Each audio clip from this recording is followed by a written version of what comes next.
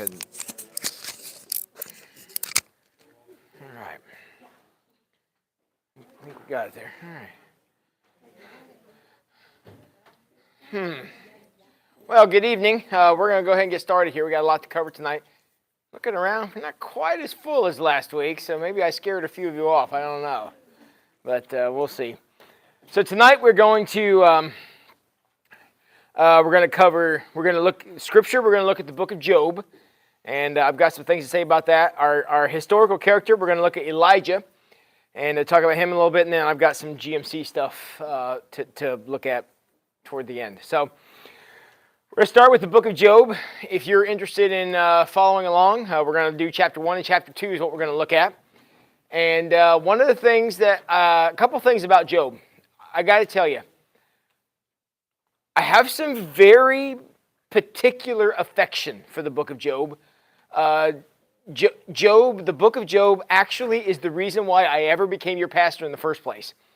Way back when I was in high school, probably told this story before, but way back when I was in high school, the day before Christmas break my senior year, it was December the 18th, 1992, at 7:56 in the morning. I had a friend of mine who was killed in a car accident on her way to school, her and her little brother both. And that date has been burned into my mind. I will never forget it. And it was kind of at that point in high school, I was kind of toying with the idea of becoming a minister, and this terrible thing happened, and I suddenly wasn't sure if that's what I wanted to do anymore. I went ahead and enrolled at Ohio Northern, thinking I would just change my major once I got there.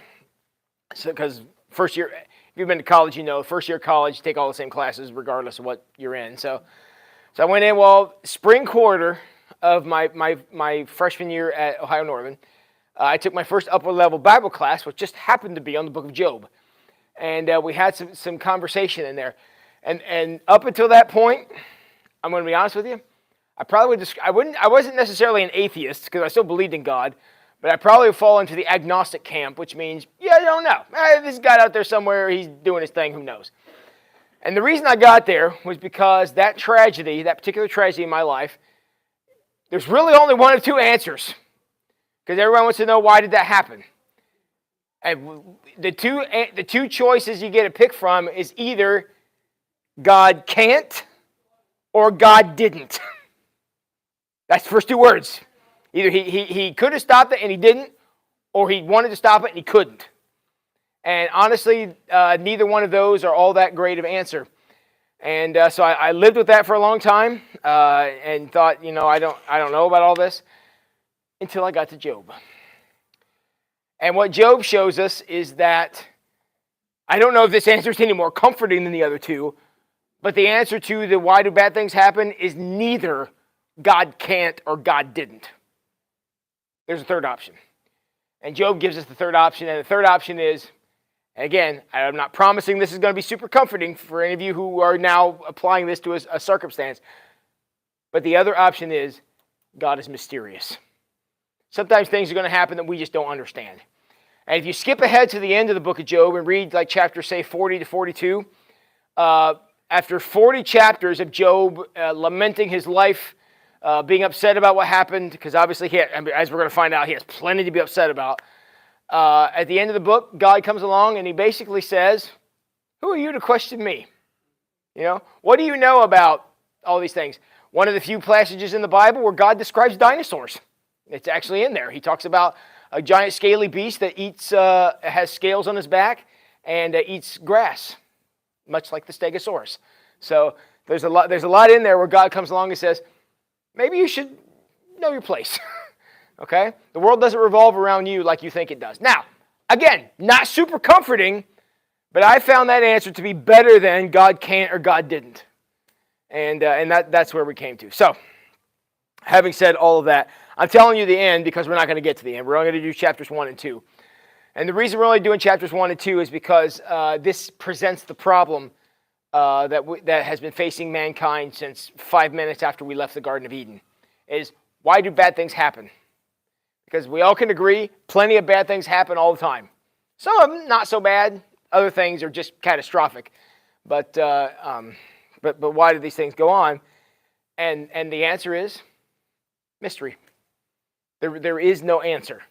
Because if there was an answer, if you pick whatever terrible tragedy you want to think about, what answer could there possibly be to make you go, oh, I get it. I'm fine with that answer doesn't exist. Even if I let you make it up, there's no answer. So what we're left with is mystery, and that's basically what God says at the end of the book. Don't think you understand everything, because you don't. And God's reasons are his own. So where that begins then is in Job chapter 1. Now, a couple of you have observed that Job is a very difficult book to read, and you are correct. And you want to know why? The reason it's difficult to read is because of the style it's written in. We don't have any other form of literature that exists in the entire Bible that looks like the book of Job.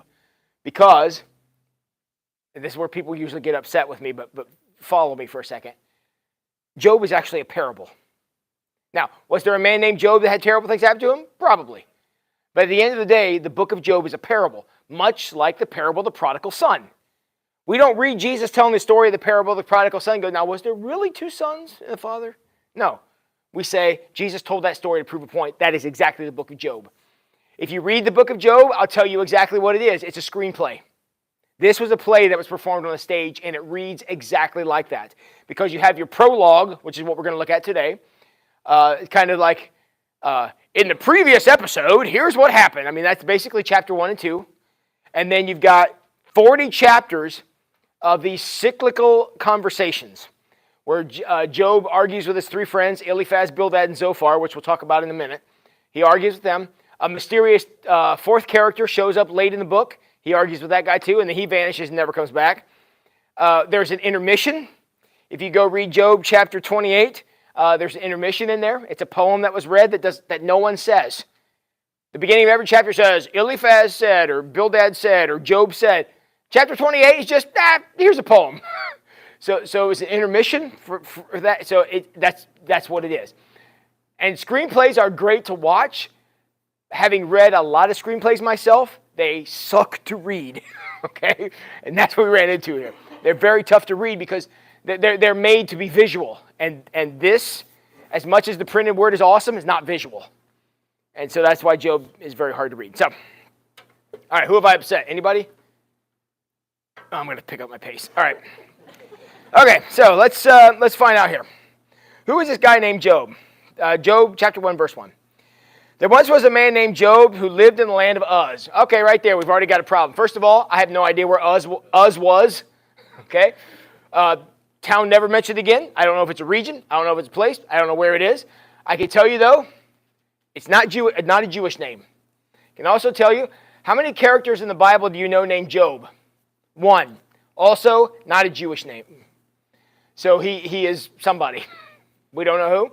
We don't know where. We don't know when. Some scholars will date the book of Job as very, very late in the process. Other scholars will date the book of Job as the very first piece of the Old Testament ever written, because it's not connected to anything. My Bible says it's a large territory east of the Jordan. Yeah, that's the same way of saying we don't know where it is. You like say, where's Ohio? That's kind of what it is. In the south. Yeah. They might as well have said it's out there somewhere, because that's exactly what that means. So, land of Uz. Now, okay, so two controversies in the very first verse. Two things we don't know. Who's Job? Where is he? That's it. He was a blameless man, a man of complete integrity. Don't read about too many of them in the Old Testament either. In fact, you can go in the whole Bible. I only know one other person we can say that about, and his name is Jesus. Okay, Job's the other guy. Food for thought. He feared God and stayed away from evil. He had 7 sons and 3 daughters. He owned 7,000 sheep, 3,000 camels, 500 team of oxen, 500 female donkeys. He also had many servants. He was, in fact, the richest person in the entire area. I mean, the guy had it going on, right? Okay? I mean, everything was going his way. Everything was coming up daisies for him. Job's son would take turns preparing feasts in their homes, and they would invite their 3 sisters to celebrate with them. And when these celebrations ended, sometimes after several days, Job would purify his children. He would get up early in the morning and offer a burnt offering for each of them. What's the problem here? That's the problem. What's the problem? Burnt offering. Where? I don't know. By who? I still don't know. There's no priest involved. There's no priest named. There's no temple. There's no, instructions on how these sacrifices were done. Again, and if you go read Leviticus, they had lots of rules on how the stuff was supposed to happen. Yet here, it's like, Job just kind of took care of it himself. I mean, you could read places in Kings where Saul, the infraction that got King Saul kicked out of the kingship is he was supposed to wait for the prophet to come and do the sacrifice, and the guy was 3 days late. And he said, people were leaving, I got to go on, so he did it himself. And when the priests came up, he said, you really should have waited. So, I mean, it was very serious to get the right people, but here, Job did it himself. No biggie. Okay, so he would get up, offer a burnt offering, even though that's kind of ambiguous as to how that actually happened. For Job said to himself, perhaps my children have sinned and cursed God in their hearts. This was Job's regular practice. He was so good. I mean, this guy he was like, oh, that's how good he was, right? Just make you sick. He was so good that he would even say, just in case, possibly, maybe something was wrong, we're going to make sure we make up. I mean, this guy was just as pure as the new driven snow. And everything was great. And he did that, according to this, that was his regular practice. So he would do a sacrifice, even though he didn't even know why, because obviously he never sinned, but, just in case his kids did. Okay, now, all right, so we set the stage. It's, basically Clark Kent here doing this. That's Superman, for those of you who don't know. So he's the greatest guy ever, does everything perfectly. Everything is hunky-dory. Okay, so now we're gonna switch venues. Switch over to the other side of the stage where we have another set piece set up. One day, the members of the heavenly court came to present themselves to the Lord. Don't read anything like that anyplace else, do we? What's the problem with this? What's the problem with this sentence? Anybody see what it is? How would we know this? What person saw this happen? Okay? Because when God shows up in this story later in chapter 40 and following, God never explains any of this. Why? Because God is sovereign. He don't need to. So, there it is.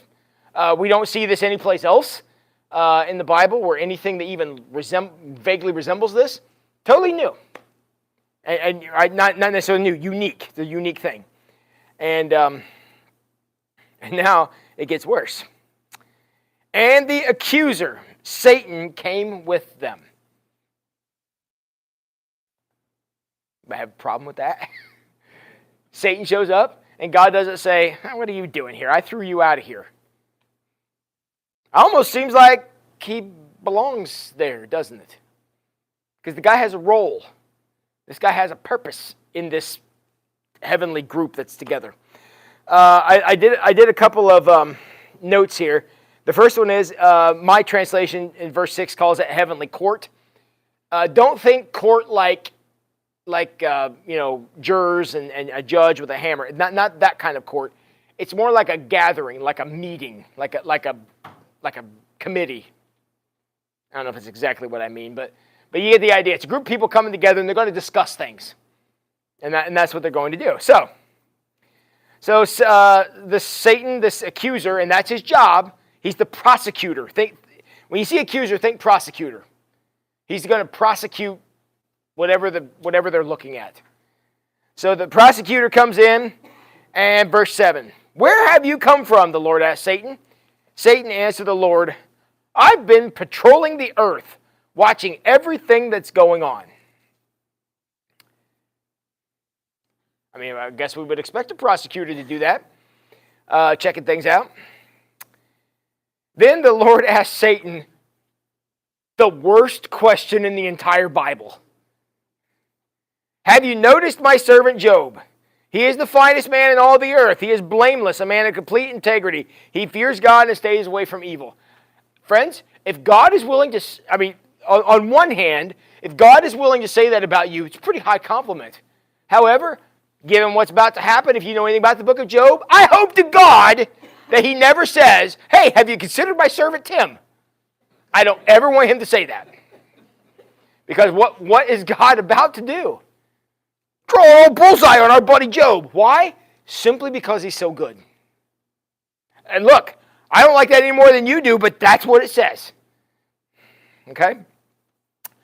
All right, watch everything is going on. Verse 8.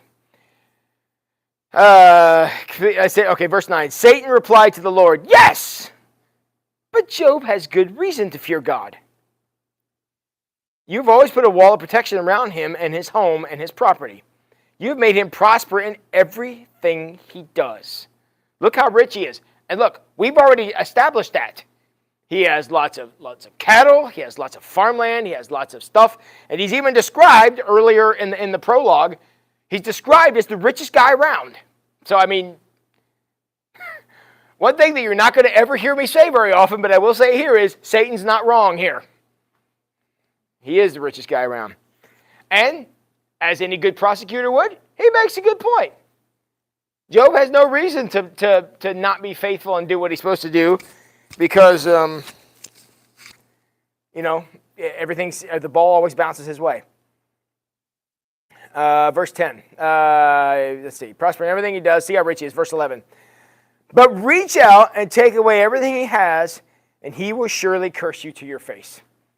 The prosecutor does what the prosecutor does. Let's see it. Let's see it. Let's see if you can make this stand up here, God.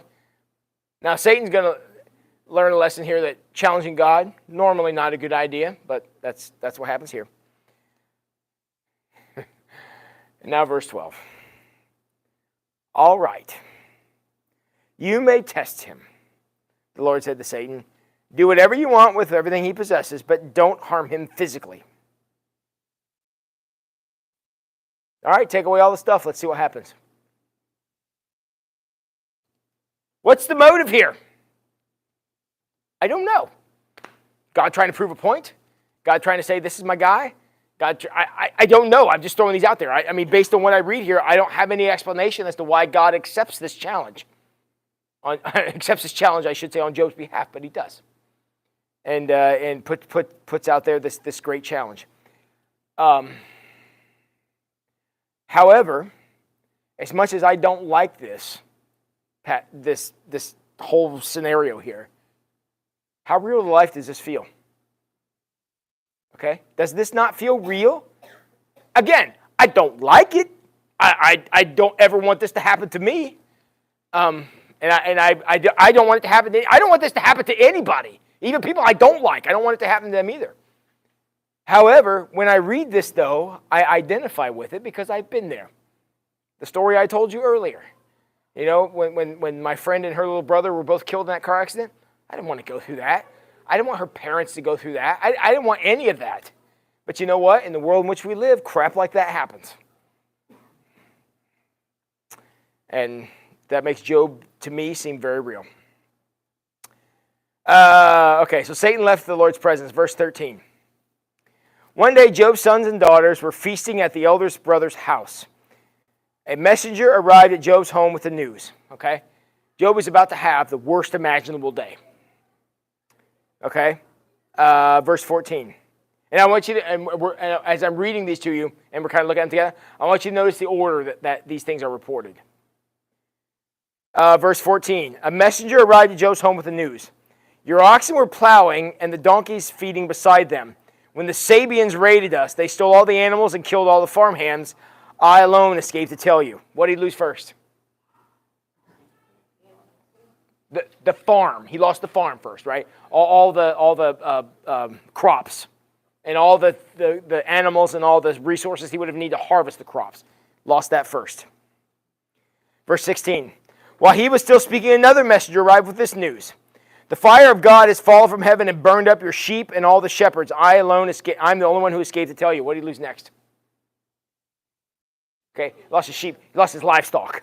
Okay, so he lost the crops first. Next, he lost the livestock. Verse 17. While he was still speaking, a third messenger arrived with this news. Three bands of Chaldean raiders arrived and stole your camels and killed all your servants. I am the only one who escaped to tell you. What did he lose next? His camels and his servants. He basically lost his professional standing. Okay? Think of this as his own small business. That's essentially what it was. You know, when we think of servants, we Americans think of what chattel slavery was. That's not what this was. Think employees. He lost all his employees, people who work for him, his industry. He lost all of that. And then verse 18, while he was still speaking, another messenger arrived with this news. Your sons and daughters were feasting at their oldest brother's home. Suddenly a powerful wind swept in from the wilderness and hit the house on all sides. The house collapsed and all your children are dead. I'm the only one who escaped to tell you. What did he lose fourth? He lost family, okay? Now, in the ancient world, these would have been considered property like everything else. All right? Again, and I'm not saying that to be derogatory. I'm just saying that's the way it would have been considered. One of the biggest blessings that people get in life, and we're going to talk about this a little bit on Sunday when we're looking at Solomon, is the blessings of children and long life. That's one of the blessings that if anyone wants to tell them to hush up, go right ahead. Just go up there and tell them to be quiet. So, but if anybody wants to, yeah, I was hoping one of you moms would jump up. Thank you. So,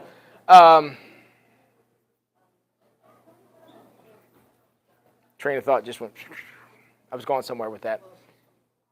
Yeah, so he lost his family. So that was the fourth thing he lost. Now, the reason that these things were lost in this order is they went in order of importance.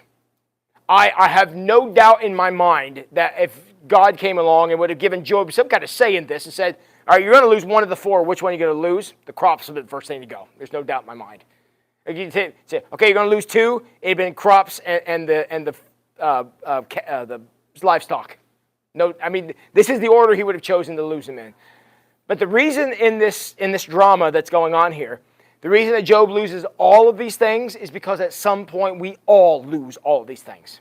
Okay? At some point we lose something that's, kind of important, something sort of important, something a little more important, and something very important. At some point or another, we've all lost all various degrees of those things.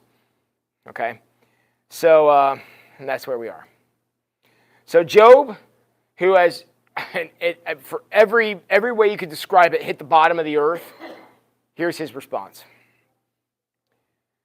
Job, verse 20. Job stood up and tore his robe in grief. Okay? He was grieving.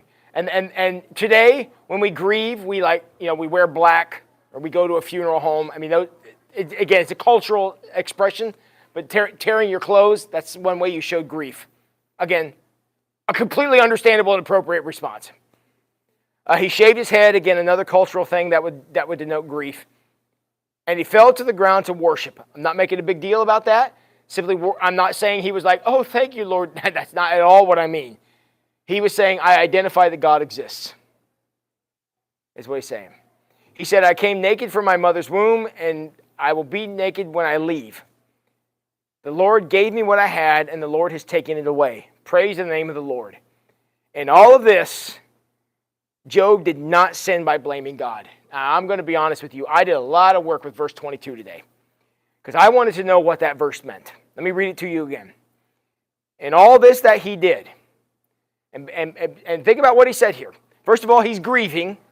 Again, I don't think God would have a problem with that, so I'm not going to make any hay with that one. But the other thing that he says was, we accept the good from God. We're also going to accept the bad from God. Even when the bad is pretty terrible. We're going to accept all of that. And in making that statement, according to this, in all of this, Job did not sin by blaming God. Now, the question I have about this, and from the original language, I couldn't verify what this means. So we could talk about it here. Does this mean Job did not sin because he blamed God? Or does it mean he did blame God and that was not sin? I don't know which way this goes because the original language is a little ambiguous here. I'm not sure. I'm not sure which way that goes, because I feel like him saying, "I take the good from the God as well as the bad," identifies that there are times the bad comes from God. Just that statement says that. So my reading of this says he blamed God, and that was okay. Now, your thoughts about that? I can feel the collective from the crowd. Because most of the time we'll say, oh, you should never blame God for anything. Well, I'm not so sure about that. I'm just putting it out there. I'm just telling you what it says. In the scripture we read it right there, that there's at least a suggestion, at least a possibility that blaming God for things that happen is not necessarily in and of itself sin. To be angry at God is not in and of itself sin. To be disappointed in God is not in and of itself sin. What I would say would be the worst sin is for Job to have said, a far worse sin is for Job to have said, well, there's nothing out there and I'm the victim of random chance. Gosh, the fates did not smile upon me today. That would have been a worse thing to say, by denying the existence of God. Which is clearly not what he's doing. If you say, I take the good from God as well as the bad, he's clearly acknowledging that God exists. Good on Job. Not a place a lot of people would go in that moment after such a tremendous loss, but he did. Okay. So that's where we start. I wish it ended there. But then there's chapter 2. One day the members of the heavenly court, again this God group, came together. And again to present themselves before the Lord. And the accuser Satan came with them. Where have you come from? Asked the Lord. The Lord asked Satan. Satan answered the Lord, I've been patrolling the earth, watching everything that is going on. And the Lord asked Satan, have you noticed my servant Job? At this point, Job is like, yeah, I'm the guy with the bag on my head at this point. But really going after him.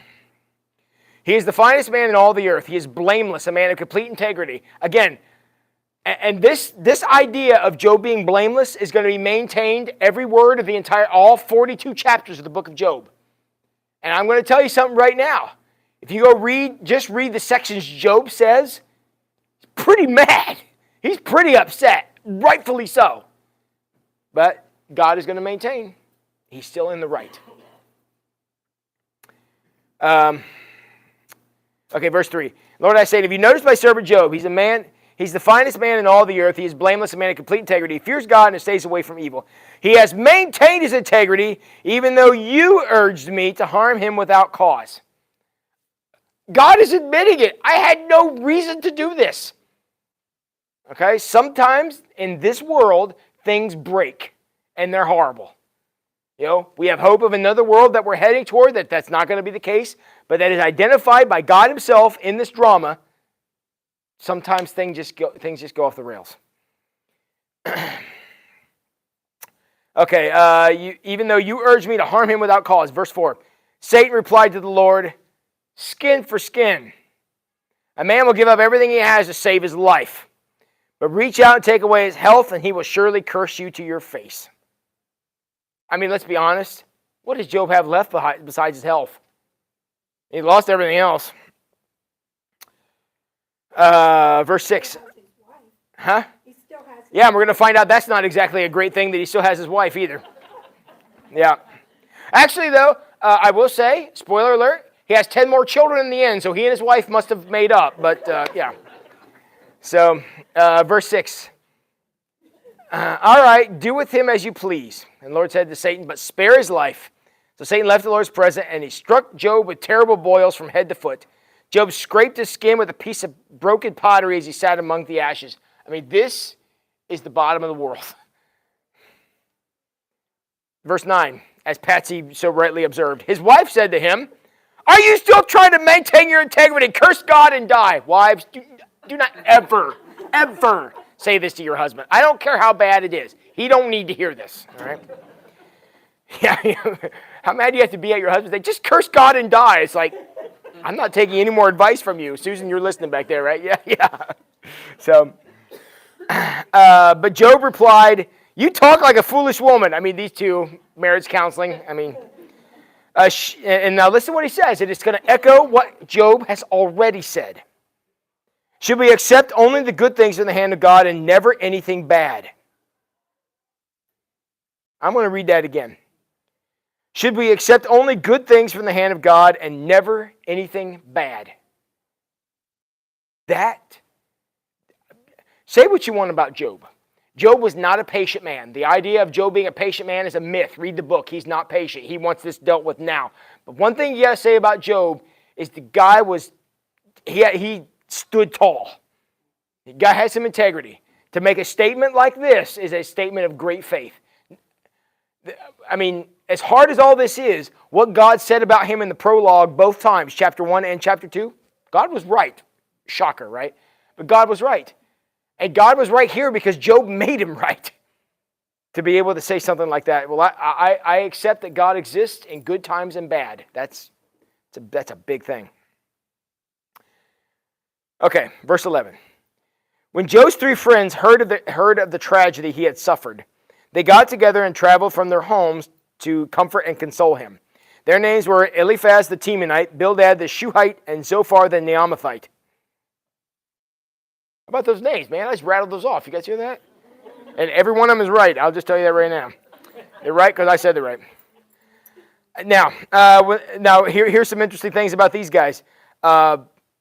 We don't know where any of these places are, and we don't know where any of the names are. Again, there's no Jewish names here. None of these names are of Jewish origin, and we're not 100% sure where Teman, Shuha, or Naama is. So they're from guys out there somewhere. When they saw Job from a distance, they scarcely recognized him. Again, not surprising given what's happened. Wailing loudly, they tore their robes and threw dust in the air over their heads to show their grief. Then they sat down on the ground with him for 7 days and nights. No one said a word to Job, for they saw that his suffering was too great for words. If you ever find yourself in a situation where you have to go to somebody who's in a bad place, okay, whether it be a funeral home, whether it be a hospital, whether it be a rehab facility, whether it be their home, somebody who's gone bad, I want you to take the advice from Eliphaz, Bildad, and Zophar. What did they do when they got there? Nothing. They didn't try to excuse it. They didn't try to explain it. They didn't try to say, well, I also had something horrible happen to me once, because none of those things are helpful. They let their presence do the talking. Okay? The best thing you can do for people who are in grief. Now, unfortunately for these guys, after 7 days, they're going to start talking. They have nothing good to say. Nothing at all good to say. But at least here, when I say follow their example, their good example stops at chapter 2. Everything after that, don't do none of that stuff. But as far as being here, be present to your friends. Go and say, I love you and I'm here and we're going to sit together and that's it. You don't need to explain it. Because look, what are they going to say?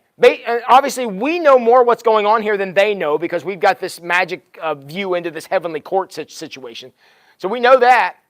These guys don't know that. But let's suppose they did. Even knowing that, what would they say?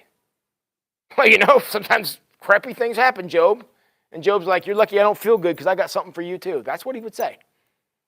So the idea is they said, we are your friend. We care about you. We're just going to sit here with you. Best thing they could do. Now, if we were going to go on, which we don't have time to do tonight, if we were going to do like a full-on study of Job, what I would go on to do is because I have done a lot of extensive work with Job. Each one of these guys, because what they do now is they're going to talk in cycles, much like they would on a stage play. So Job is going to make a speech, and then Zophar is going to make a speech, and then Job's going to make a speech, then Bildad's going to make a speech.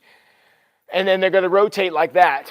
And each one of these guys has a position they're taking that they're going to argue with Job, and Job is going to come back and say, I used to agree with that, but I can tell you that's not the case here. They're all going to say, you must have brought this on. What did you do? Just confess the sin? And Job's like, I got nothing. I don't know. Okay? Never comfort somebody by saying, this is probably your fault. That's not the way to go. Big shock there, right? But that's what they're going to go with. And what they're doing then is, if this was a stage play, again, I'm suggesting that it is. If it was a stage play, this is how it would go. Because if you've ever been to a stage play, and I can tell you from the plays that I've done in the past, including the ones here,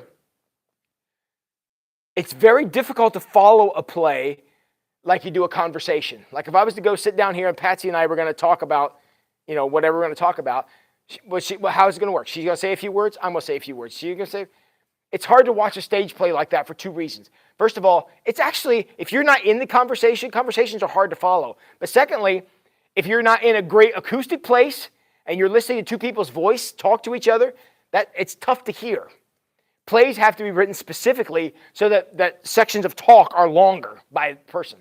See, tonight you all are able to hear me okay here because it's just me you're listening to.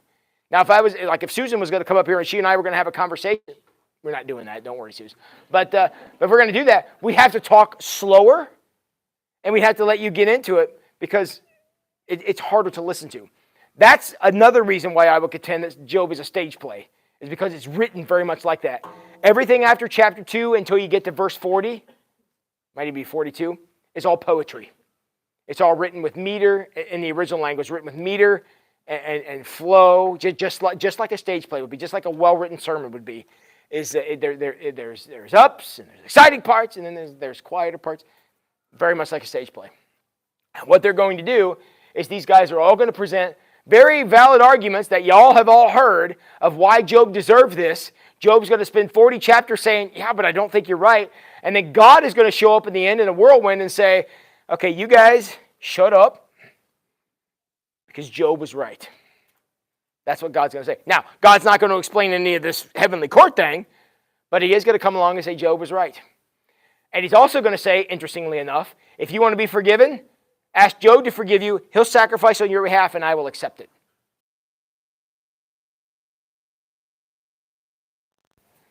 And then God blesses him, and it goes on from there. Very fascinating book, but not a great one to sit and read because it's not written to be that. Like if you want to sit and read a great book, go read the book of James. James is a very readable book in the New Testament. Job, not so much. So, all right, who's interested in this? Good? Enjoying this? Good, because we're done.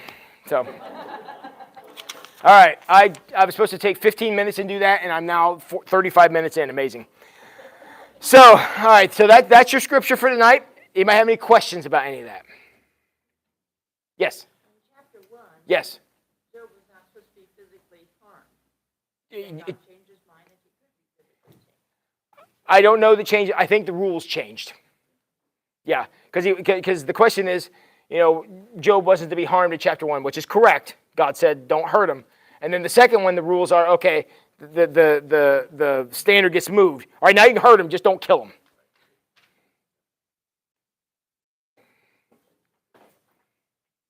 All right, the historical character I want to present to you tonight, again, changing gears, this guy I'm about to talk about has nothing to do with the book of Job. The historical character I would like to introduce you to tonight is a guy named Elijah.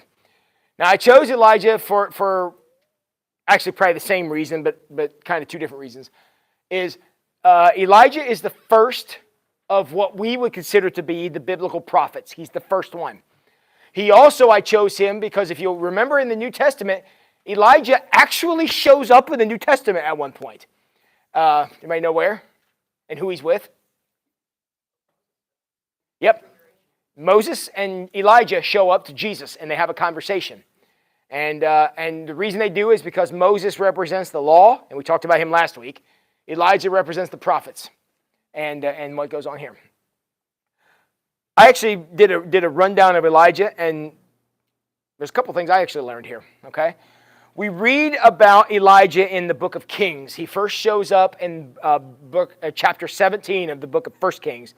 But let me tell you how we got to this point.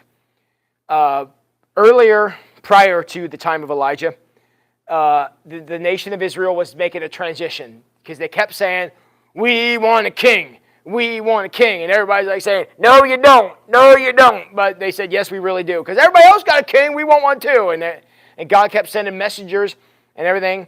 So finally, God anointed this guy named Samuel, who was part of the priestly class. And you know about Samuel. Samuel came up. God told Samuel, okay, you're the one that's going to go anoint Saul.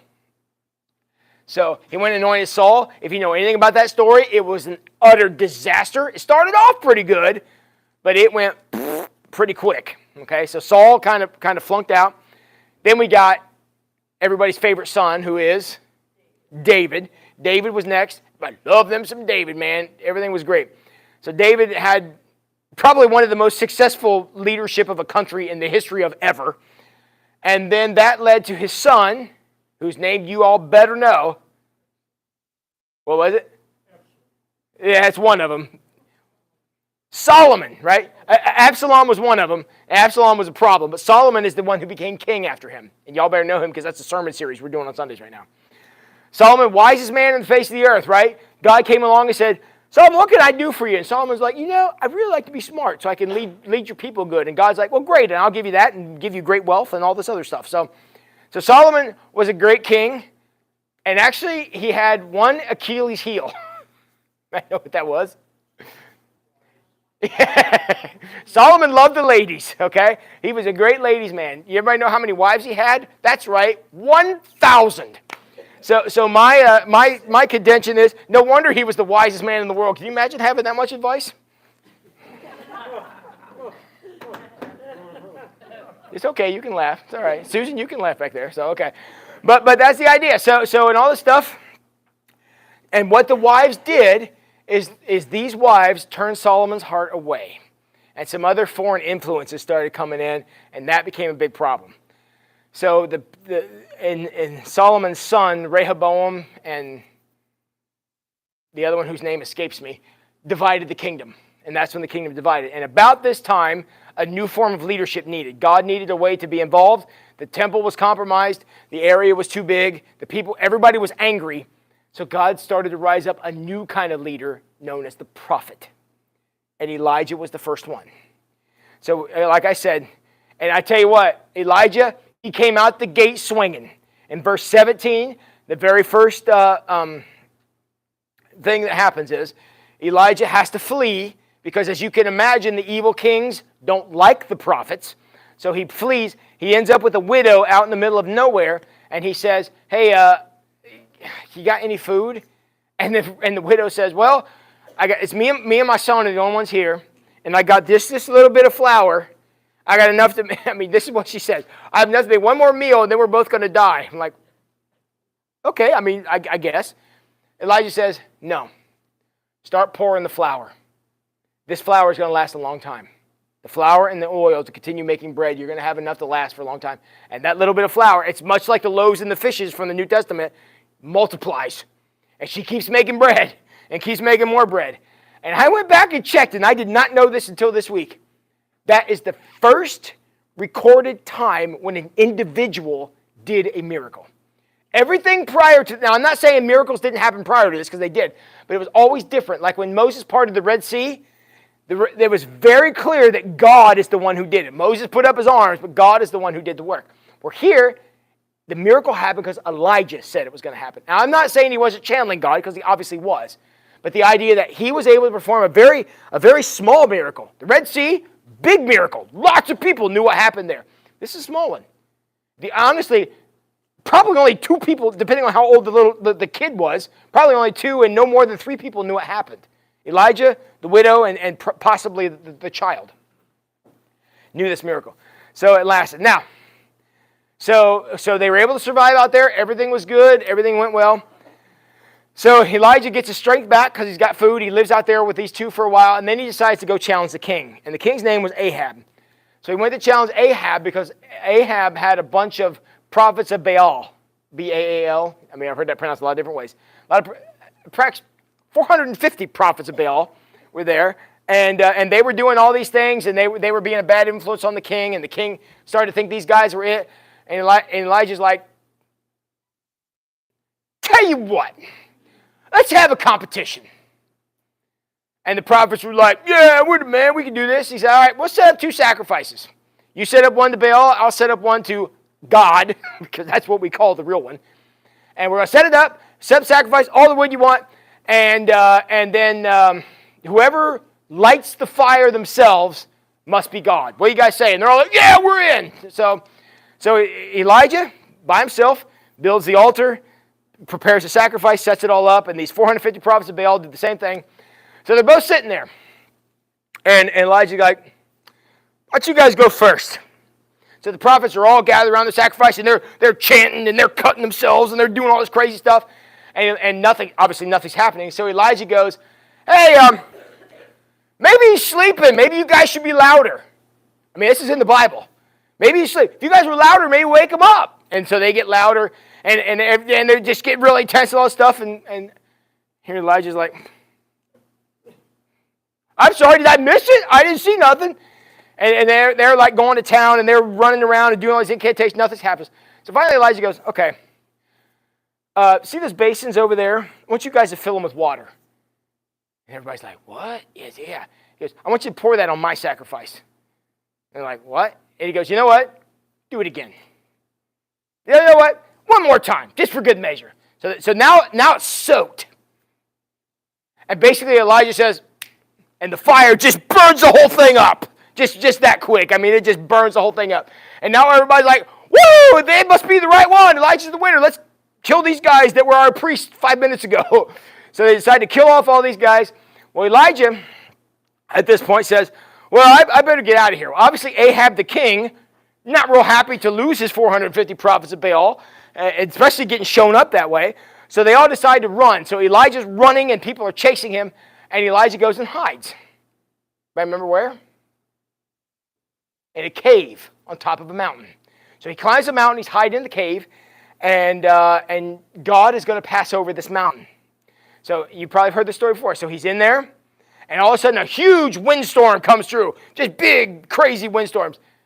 But God was not in the windstorm. So he doesn't go out. Next, let's see, let me get this in the right order. Next is the earthquake. Earth shakes and things are busted. I mean, I can't think of a worse place to be during a massive earthquake than a cave, but that's where he was. So the earth is shaking, all this stuff, but God was not in the earthquake. So Elijah doesn't go out. Third, fire now drops from the sky and starts burning up everything around the cave and burning all the stuff. But God was not in the fire, so Elijah doesn't go out. But when all that was done, now there's a sound of a gentle whisper. And that was God. So Elijah goes out and they have a conversation. And what do you think God says? What does God always say at this point? Remember what got Elijah there? What was he doing? Remember? He was running from somebody, right? So what do you think God told him to do? Go back and talk to him. I know he wants to kill you. It'd be fine. So he says, quit running, go back, and here's what I want you to do. Not only do I want you to go back, I want you to get some oil, and I want you to anoint a new king because I'm sick of Ahab. I'm sure that won't aggravate Ahab at all. So Elijah goes back, and he anoints two new kings, obviously, because there's two kingdoms, a guy named Hazael and a guy named Jehu. He anoints those two guys as king, but he also chooses a successor, somebody to be the next prophet also. Remember who that guy was? Sounds very much like Elijah. Elisha, because, all the kids in school can't keep this straight. And do anybody know what Elisha's claim to fame is?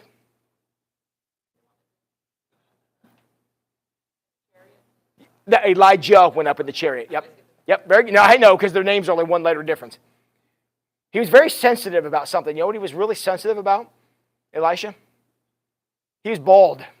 Very sensitive about it. One of the first miracles that Elijah performs after he is anointed the prophet is some kids started making fun of him because he's bald. And he cursed them, and a bear jumped out and ate 42 children. Don't mess with Elisha. He's a little sensitive about the follicles, okay? And this is before hair club for men or anything like that, so he's a little sensitive. But anyways, so all that happens, and then they go on from there. He's got his sidekick now, Elisha. The two new kings have been set up, but there's still the little problem of this Ahab character. We're going to have to deal with him. So while Elijah was out recruiting Elisha and anointing these other two kings, Ahab, who was the king, gets in a little squabble with a guy named Naboth. Naboth owned a vineyard.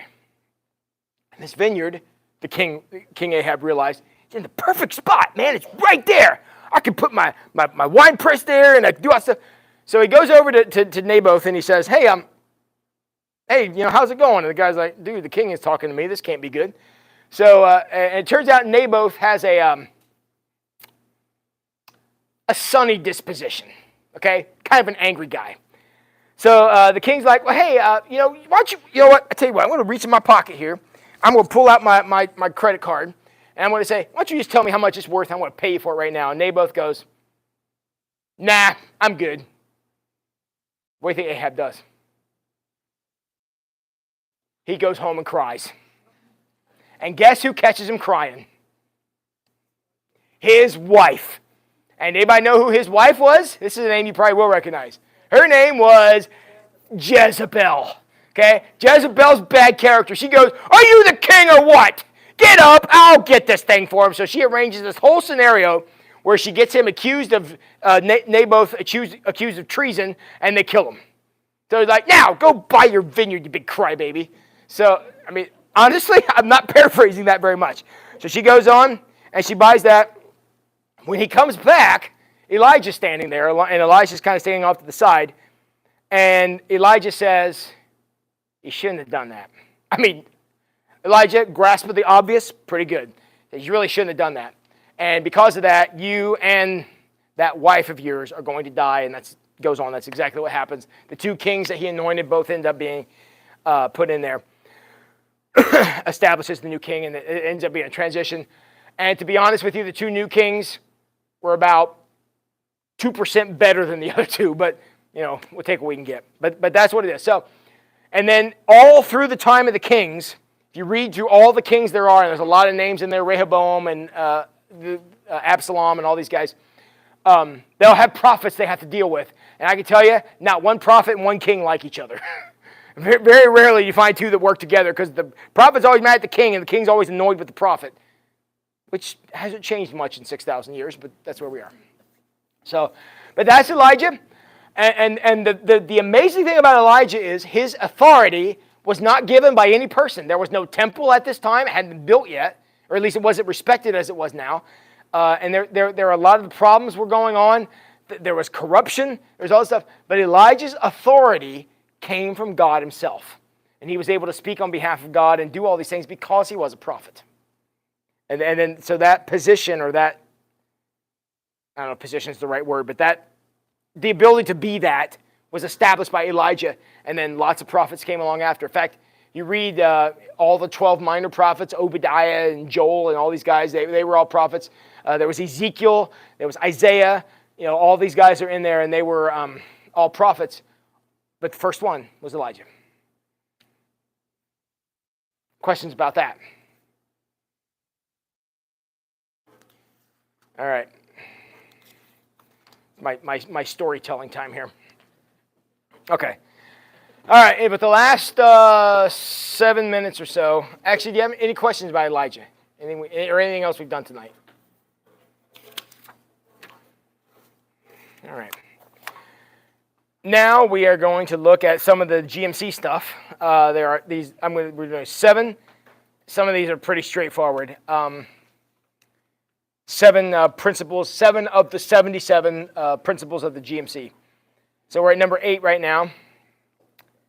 And in this section that we're in these principles, we're looking at the role of Jesus. So number 8 is the Son, meaning Jesus, is he God? Obviously the answer is yes.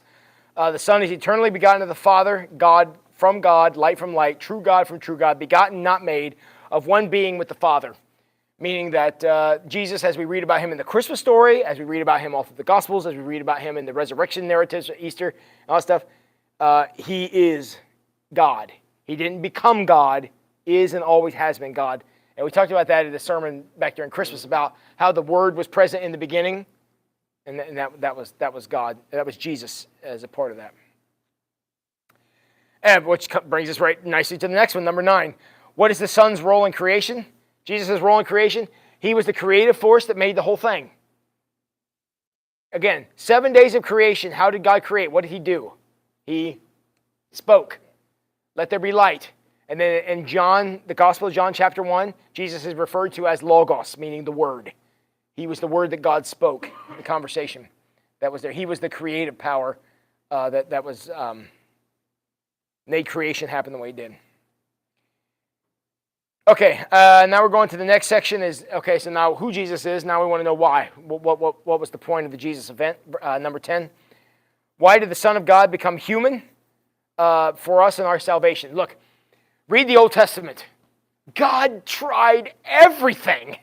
He tried creating us and making it perfect, and we screwed that up. Then he tried, watching out. He tried wiping it out and starting it over with Noah, and we screwed that up.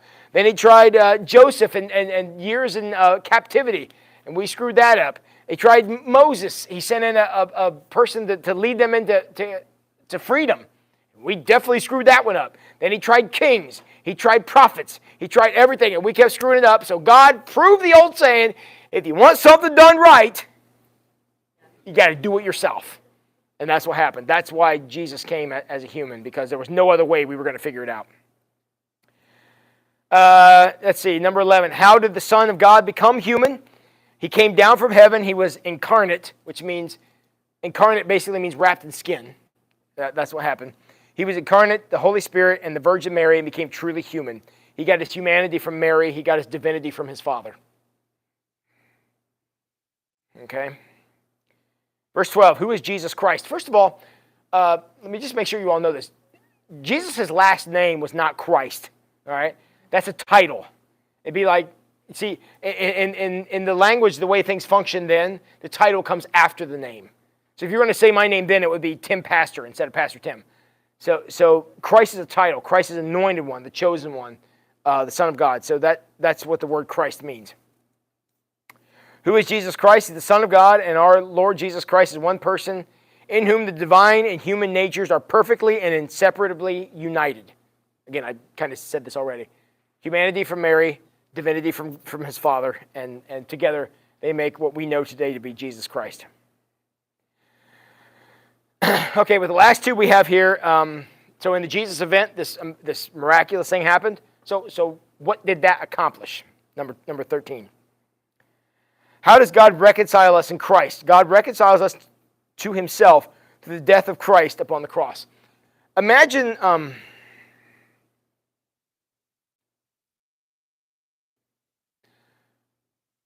you were going to go into, all right, here we go.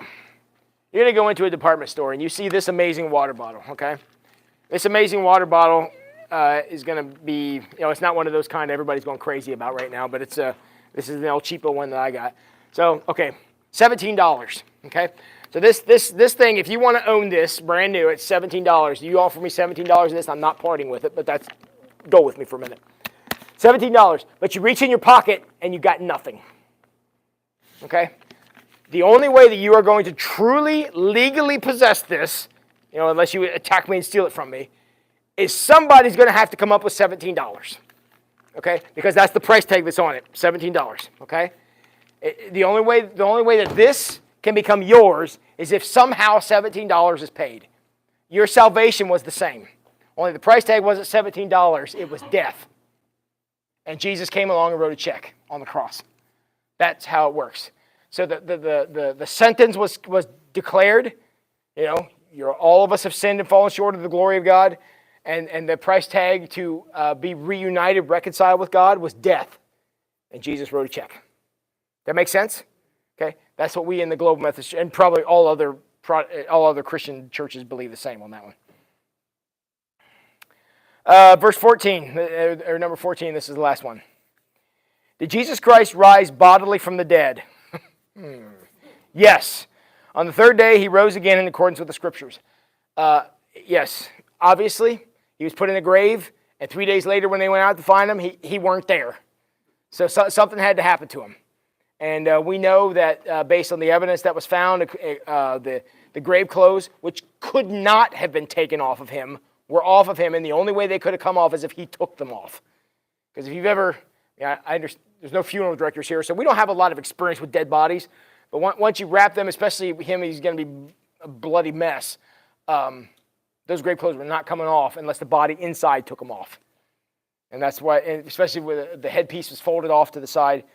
And many people, many good people down through the years have testified to the resurrection of Christ with their own blood. That's what a martyr is. And so we believe that today, and it changes everything. Man, I'm so good. I timed that out perfectly. So, all right, do we have any questions here tonight? Y'all still enjoying this? You good? All right, good. We'll get a few more weeks of this, and then we'll go on from there. But thank you all for coming. Just know, should any week that you have to miss one of these, providing the technology cooperates, they will be online, and we'll put them on there, and so you can pick them up. So, yeah, good. Thank you. Does anybody have the list I gave out? I forget what we're doing next week. Does anybody have it? What is it? What's next week? So Genesis 15, the first covenant with Abram. Okay. Then the historical figure is Jesus. Oh, I've heard of him. Okay. Yeah.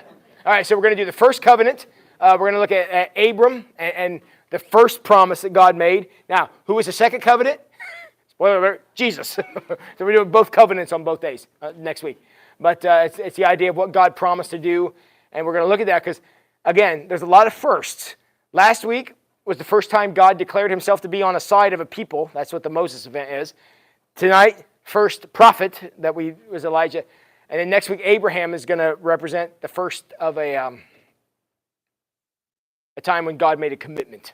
Because we've got doing a lot of things. The first time he committed to do something was with Abram. So, very good. All right. Well, thanks for coming tonight. And stay warm.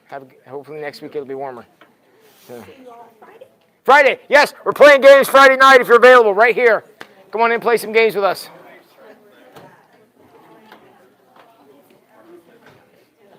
Okay, everybody.